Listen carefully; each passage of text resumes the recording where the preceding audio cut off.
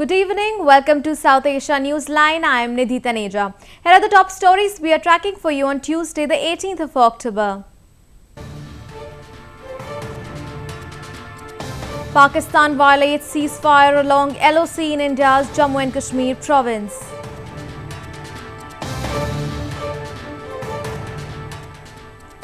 Prime Minister Narendra Modi inaugurates 3 hydropower projects in northern India.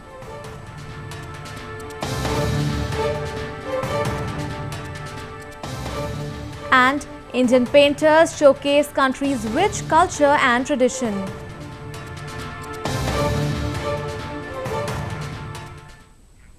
And now for all the details. Indian Prime Minister Narendra Modi on Tuesday inaugurated 3 mega power projects in northern Himachal Pradesh province. He also lauded the Indian Army's surgical strikes on terror launch pads along the line of control or LOC. Indian Prime Minister Narendra Modi, in his first visit to northern Himachal Pradesh province, dedicated 3 state-run mega hydropower projects with a generating capacity of 1,732 megawatts. In his day-long visit on Tuesday, he addressed a rally in Mandi district in his first address in the province since assuming office in 2014. In his address, he likened the Army's anti-terror surgical strikes to Israel's exploits, which is known for carrying out similar strikes against rival countries and militant groups. आजकल पूरे देश में हमारी सेना के पराक्रम की चर्चा हो रही है। पहले कभी हम इजराइल ने ऐसा किया सुनते थे, लेकिन देश ने देखा कि भारत की सेना अभी किसी से कम नहीं है. During his visit, Prime Minister Modi also praised the culture of the region and the amount of army men it has bred. His visit to the Hill province comes as Himachal Pradesh is scheduled to go for election next year along with his home province Gujarat. हो सकता है The death toll in the hospital fire in eastern India has reached to 20. More than 100 lie in critical condition in hospitals. The fire erupted in the dialysis ward of the SUM Hospital's critical care unit in India's eastern province of Bhubaneswar. According to preliminary information, the fire broke out after an electrical short circuit. Many injured were rushed to other hospitals and are said to be in critical condition. Right now, there are 100 odd people who are getting treated at various hospitals of Bhubaneswar. We are trying to see that the best of treatment is provided to the people who have been admitted, and we hope that nothing wrong further happens to those who have been admitted. Authorities had launched a massive rescue operation as over 500 patients were trapped in the building. The provincial government has ordered a high-level probe into the incident. Meanwhile, Indian Foreign Minister Sushma Swaraj on Tuesday inaugurated the BRICS Media Forum, where discussions were held on various aspects of the groupings. India once again took to the opportunity to highlight the issue of terrorism. The BRICS Media Forum is held at the conclusion of a summit which provides for a review and evaluation. The 2-day annual 8th BRICS Summit was held in India's western Goa province, where member countries charted out plans to enhance cooperation. In a veiled reference to Pakistan, Indian Foreign Minister Sushma Swaraj said that those who support terrorism must be made to pay. While our economic engagement and political cooperation remain key factors, there is a sharper realization that global development and prosperity is very much dependent on continued peace and security. There is a developing consensus that it cannot be business as usual. We must be prepared to extract costs for those who sponsor and support terrorists, who provide them sanctuary, and who, despite their own claimed victimhood, continue to make the false distinction between good and bad terrorists. BRICS is a grouping of 5 emerging economies which was formed to boost political relations and trade and investment among the member countries.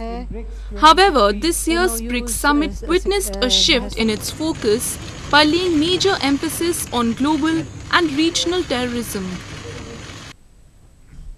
Moving on, violating the ceasefire, Pakistani troops on Tuesday launched heavy firing targeting border villages in North Indian province of Jammu and Kashmir. The firing was launched at the Nowshera sector of Rajouri district in the Jammu region. This is the latest in the series of ceasefire that Pakistani troops have violated. Security has been stepped up in the province amid repeated infiltration bids by Pakistan-based militants. Myanmar leader Aung San Suu Kyi, who is on a 4-day visit to India, met top Indian leadership in Delhi.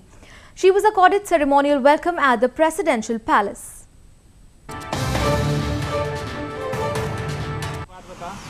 Myanmar leader Aung San Suu Kyi, who is on a 4-day visit to India, met Indian President Pranab Mukherjee in New Delhi on Tuesday. The two leaders discussed issues of bilateral and regional importance. This is Suu Kyi's first state visit to India after her National League for Democracy assumed power in last year's elections. She also met India's External Affairs Minister Sushma Swaraj and held talks of mutual interest. And I look forward to better relations between our two countries, because every time I come back to India, I realize how close we are to one another and how much I believe that our friendship will stand the test of time and circumstances. Suu Kyi also paid tribute to India's iconic freedom fighter Mahatma Gandhi at his memorial Rajghat in the national capital. She will hold bilateral talks with Indian Prime Minister Narendra Modi on Wednesday. Profreedom Baloch activists across the globe continue to advocate to their best to highlight the human rights violations by Pakistan in southwestern Balochistan province. However, their efforts seem to have fallen on deaf ears of the Pakistani establishment.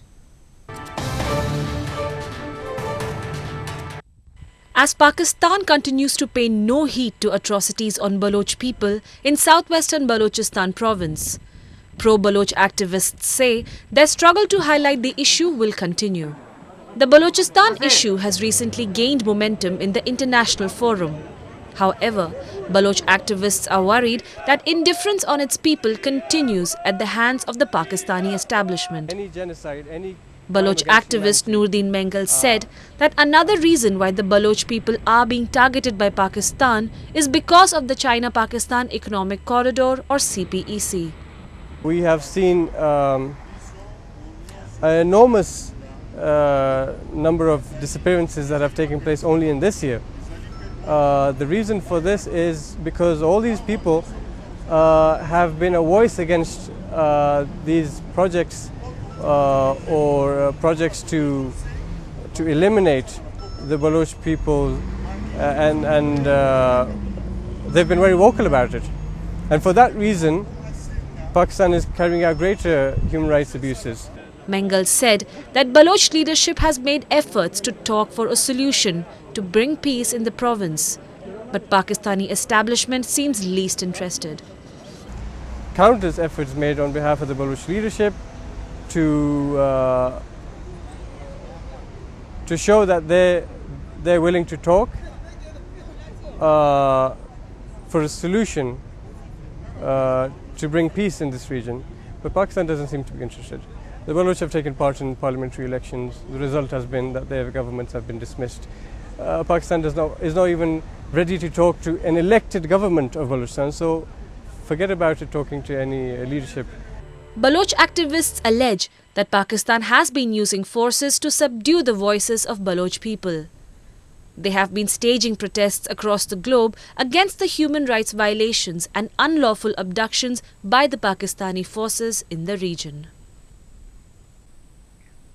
Due to the tense situation between India and Pakistan, the CrossLOC bus service has registered a decrease in the number of passengers. Fear was cited as the main reason by people on both sides for the decline. The number of passengers travelling from India's Kashmir to Pakistani Himalayan region has sharply dropped due to cross-border firing and escalating tension between the nuclear-armed neighbours. Only 4 persons out of 23 who had registered boarded the bus in Poonch district, while the remaining were Pakistani nationals who were returning to their homeland. Tensions between the two nations have been running high since the September 18 attack on an Indian army base in Kashmir near the disputed frontier with Pakistan killed 19 Indian soldiers in the worst assault in 14 years. भी हम 4 लोग हिम्मत करके इसलिए जा रहे हैं ताकि इस बार 4 के अगली बार 40 जाए, ताकि दोनों देशों के संबंध थोड़े अच्छे हों। अगर घबरा के खौफ खा के घर बैठे रहेंगे फिर ऐसे ऐसे और दूरियां बढ़ती जाएंगी।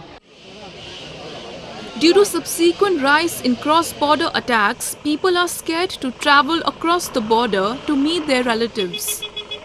India and Pakistan have been at odds over Kashmir ever since their independence nearly 70 years ago.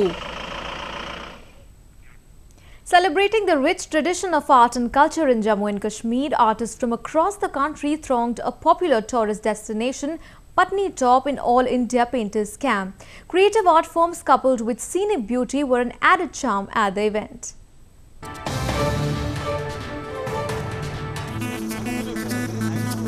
India's northern Jammu and Kashmir province is a melting pot of art and culture.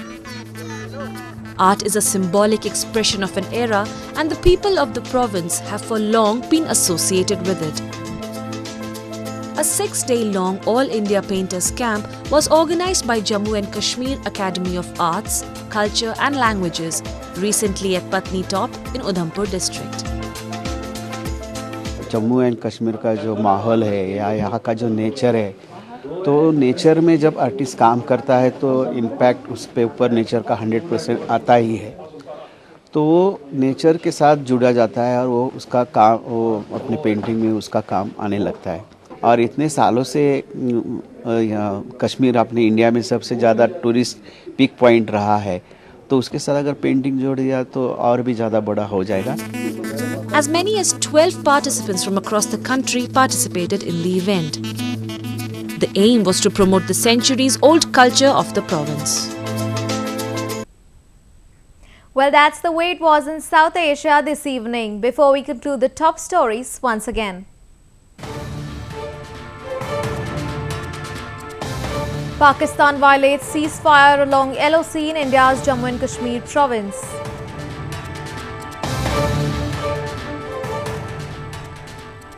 Prime Minister Narendra Modi inaugurates 3 hydropower projects in northern India.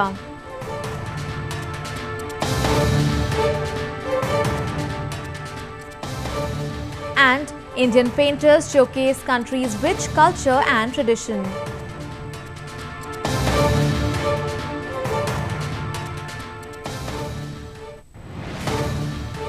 Now our viewers can watch the show on SouthAsiaNewsline.com. You can also visit us on Facebook.com/SAsiaNewsline and follow us on Twitter @SAsiaNewsline. That's all in tonight's edition. We'll see you same time tomorrow. Good night.